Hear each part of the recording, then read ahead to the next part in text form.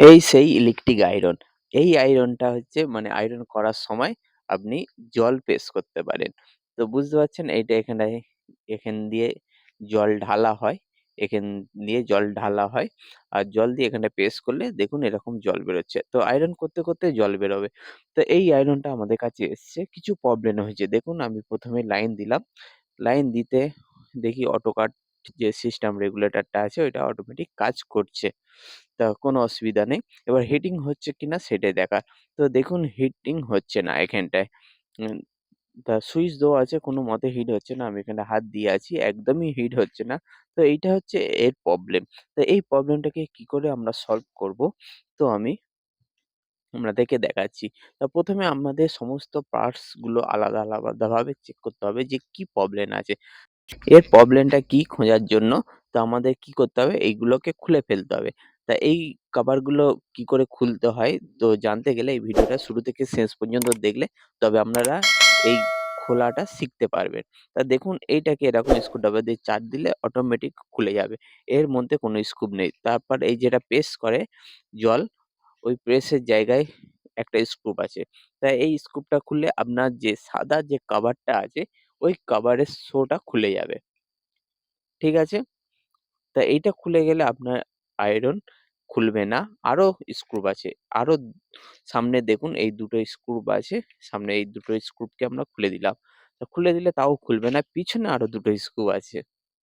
এগুলো সব স্ক্রুপ দিয়ে সেটিং করা যেহেতু মডুলার এইটা দেখতে খুবই সুন্দর। তা দেখুন আমাদের ওপরের কভারটা খুলে গেল। দুটো পার্ট আমরা খুললাম। ঠিক আছে? এবার যেখানটায় জল বেরোয় এটাও খুলে দিলাম। এবার আমরা এই ও যে জলের ট্যাংকি আছে, এই জলের ট্যাংকিটা খুলতে গেলে আরেকটা স্ক্রুপ আছে। তা জলের ট্যাংকিটা আমাদের খুলে গেল। তা কেন বলছি এটা জলের ট্যাংকি? তো এইটার মধ্যে দেখুন পুরোটা জল থাকে। এইটা মধ্যে পুরো জল থাকে। তো এই জলটাকে যখন আপনি ওপর দিয়ে প্রেস করবেন আয়রন করার সময়, তা জলটা এখানটা স্টোর হয়ে জমে থাকে। দেখুন এই জায়গাটা স্টোর হয়ে জমে আছে। ঠিক আছে? এবার আমরা কি করব? এইটাকে খুলতে গেলে এই সাদা কভারটা খুলতে গেলে সাদা কভারে মধ্যে আরেকটা স্ক্রুপ আছে। আরো একটা না এর মধ্যে ৩ টে স্ক্রুপ আছে। এই ৩ টে স্ক্রুপকে খুললে তবে আপনি কয়েলের ভেতরে যেতে পারবেন যে কয়েলের সমস্যা না থার্মোস্টারের সমস্যা। তা দেখুন আমরা এটাকে খুলছি। তা এর মধ্যে যে জলের জায়গাটা আছে এই জলের জায়গাটা এমনভাবে বানানো যাতে আপনার কয়েলে কোনমতে টাচ না হয়। কয়েলে কোনমতে যেন আঘাত না পায় জলে। যেহেতু ইলেকট্রিকের জিনিস জল পড়লে খুব ক্ষতি হয়। তাই জন্যে সেইভাবেই আয়রনটাকে বানানো আছে। তো দেখুন আমরা খুলে ফেললাম। এবার এটাকে খুবই নোংরা আছে একটু ব্রাশ দিয়ে ক্লিন করে দিলাম। ক্লিন করে এবার আমরা আলাদা, আলাদাভাবে টেস্ট করব। এটা আছে পুরোটা কয়েল আর একটা অটোকাট থার্মোস্টার সুইচ। যেটাকে কয়েলটা হিট হলে অটোমেটিক অফ করে দেবে।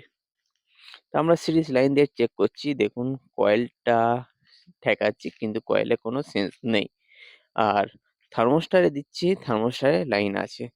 মানে এবার আমরা দেখতে পাচ্ছি যে এই থার্মোস্টারটা একদম ভালো আছে।